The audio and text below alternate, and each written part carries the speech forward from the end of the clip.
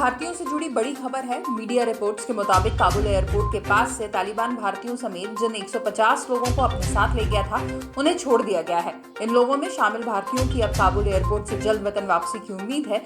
ये साफ नहीं हो पाया है कि इन लोगों को ले जाने के पीछे तालिबान का मकसद क्या था। शिवसेना नेता संजय राउत ने अफगानिस्तान की मौजूदा स्थिति पर प्रतिक्रिया दी। उन्होंने कहा कि तालिबान ने काबुल में प्रवेश किया और उस पर नियंत्रण कर लिया। उसे पाकिस्तान और चीन का समर्थन प्राप्त है। उन्होंने कहा यह सच है कि तालिबान बढ़ रहा है। ये सर्वविदित है कि तालिबान को पाकिस्तान और चीन का समर्थन प्राप्त है, तो भारत सरकार को इन दुश्मन देशों को उनकी जगह दिखानी चाहिए। जम्मू कश्मीर के अवंतीपोरा में सुरक्षा बलों ने एनकाउंटर में 3 आतंकियों को मार गिराया है। नागबेरम त्राल इलाके के जंगलों में हुई मुठभेड़ में जैश ए मोहम्मद के 3 दहशतगर्द मारे गए। घटनास्थल की घेराबंदी कर दी गई है और सर्च ऑपरेशन जारी है। भारतीय रिजर्व बैंक के गवर्नर शक्तिकांत दास ने कहा है कि मई और जून में महंगाई में फिर से उछाल ने मौद्रिक नीति प्रतिक्रिया पर बहस फिर से शुरू कर दी है।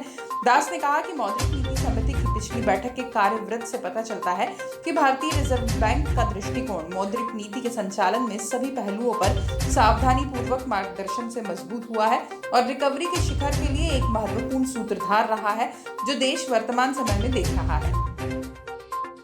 वृंदावन के आश्रमों में रहने वाली विधवा महिलाएं इस साल रक्षाबंधन पर प्रधानमंत्री नरेंद्र मोदी को राखी भेजेंगी।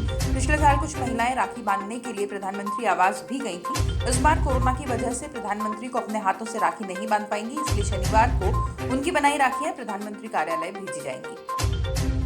अमेरिकी राष्ट्रपति जो बाइडेन ने शुक्रवार देर रात अफगानिस्तान के ताजा हालात पर देश को संबोधित किया।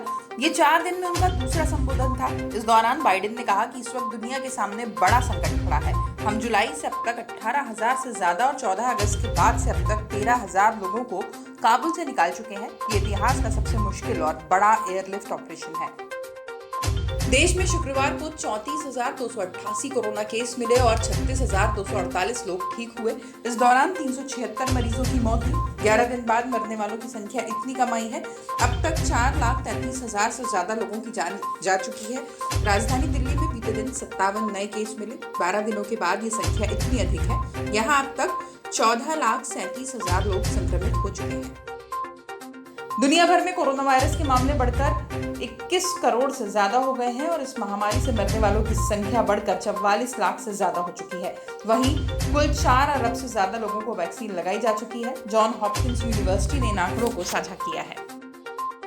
टीम इंडिया इस समय इंग्लैंड के खिलाफ टेस्ट सीरीज में व्यस्त है। इसके बाद आईपीएल 2021 का फेज 2 होगा और फिर T20 वर्ल्ड कप में भारतीय टीम का रोड मैप क्या होगा, इस पर चर्चा करने के लिए भारतीय क्रिकेट कंट्रोल बोर्ड के प्रमुख अधिकारियों ने इंग्लैंड में कप्तान विराट कोहली के साथ मीटिंग की है। इस मीटिंग में board president Saurabh Ganguly, secretary Jay Shah और वाइस प्रेसिडेंट राजीव शुक्ला मौजूद थे।